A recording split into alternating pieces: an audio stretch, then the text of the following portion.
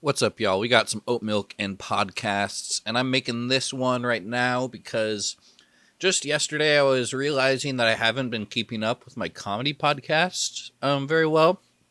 Like, there's a lot that I've just kind of fallen off, even though I'm still subscribed. And I was kind of wondering what that was about, and I think I've just been more wanting thicker, teethier audiobooks and podcasts. And I think part of that is with my grief and kind of not always feeling the most joyful or whatever, and so maybe I struggle with the silly, goofy funniness, or it's when I'm not really feeling like laughing. You don't want to listen to a comedy podcast, but that's kind of dumb because sometimes you listen to one and it puts you in a good mood, and that's something I've always relied on. But it's also just I'm subscribed to so many podcasts that I gave up a long time ago being 100%er with any podcast. Well, there's definitely some that I don't miss an episode, but I'll never reveal my tier list because that is far too intimate. Intimate? Is that what I said? Intimate. Says a guy who's currently shirtless on the internet, making a little thing, speaking out loud, but a podcast, that's a special bond, baby, and I listen to so many because I work in a lab. Anyway, what was I saying? Oh, but just yesterday I was like, oh man, I haven't been listening to comedy podcasts lately. And then today, I don't even remember what spiked it, but someone, I think, posted a clip or something of Caleb Hearon's podcast. Oh, crap, what is it even called? I don't fully know because I just started listening today. Let me pull it up. So True with Caleb Hearon, and he is hilarious, and the first one I listened to is the latest one, and I've just gone back, and it's just so funny. I have been cracking up, and just so appreciative for that.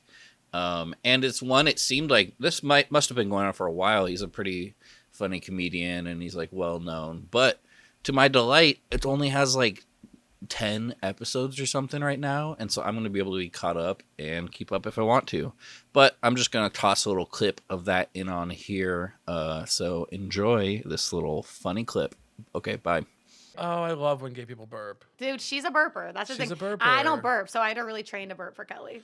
I got in trouble with my dad when I was little because I discovered that you can make yourself burp, and he got mad. He was like, you got to stop. I wouldn't quit burping. Well, of course. It's so fun. I was the same way when I found out I could queef.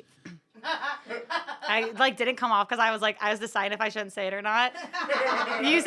Did John say we shouldn't put that in? No, it's just queefing is really gross. No, it's not. Burping, this is how I rank these. I really think queef is the least gross, then fart, then burp. Burp is my least favorite. Burp's nasty. You can always taste their fucking morning and afternoon. You can smell it in the air. I like to be either poop, vag, or I don't want to know what you ate. You think a queef is less gross than a burp? Yes, I think it goes queef is the least gross, then fart, burp's the grossest. I think a queef is Is there another air thing I forgot? Sneeze. And you can't help that. Do you count that? Well, I guess you can't help the other ones sometimes. I think the order of disgusting is first is queef. Oh, no way. Because it comes from the vagina. Queef is the least disgusting. You think? I'm kidding. I love queefs. What do you think? I don't want to turn off all the people with vaginas. I already did women are more annoying and men are more evil. This whole episode, yeah. No, I love pussy. And I love all the sounds that they do. Have you heard a lot of people queef? Oh, yeah. You had girlfriends growing up who were doing it. I heard queefs. You did it. You haven't heard one live. Oh, I know queefs. People are queefing around me left and right. No, they weren't. They weren't. They call me Mr. Queef. They weren't. They call me Chief Queef. Yeah, that was my nickname in junior college. It was a mistake, though, telling the Chicago improv scene that was a thing, because we'd be at parties and then everyone would be like, Holmes can queef, go! And suddenly there's an audience at 30, and I'm like, you guys, ultimately, I'm 23, and I do want to find love again. You were queefing at parties in Chicago? Sorry, I'm just going to say, we were close in Chicago, and you never queefed at a party that we were We at. got close my second half. My first half, I was You had quit queefing at parties by then? I did. I had to talk with the person who was mostly infiltrating the beginning, and I was like, hey, I don't feel like I'll queef for you still, but I don't want to queef for you. That was basically it. I was like, I have fun when we do it, just us. There's so many things that are so gay coded. It was always me and one girl being silly together, and then she'd be like, do it for the group, and I'd be like, I loved when we were together kind of being silly, us two. You're like, I thought we were dating. They're like, do your party trick, freak. Literally, she's like, she went to clown school. I'm like, I didn't. Like, I kind of thought we were going to date. She's like, I got a husband, queef. Yeah. She's She mostly learned to queef at clown school. She took queefing college.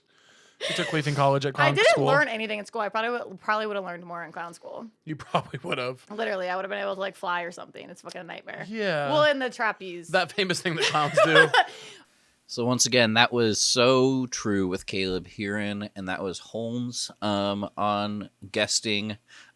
Just so funny. Oh my gosh. Also, I feel so bad for Caleb getting in trouble for learning how to burp because sorry, dude, I don't have it that way. My family, my best mama was the chief teacher of learning how to burp on our own, and not all of us can do it, but I can proudly burp. Learn from my best mama. I'll give you one here.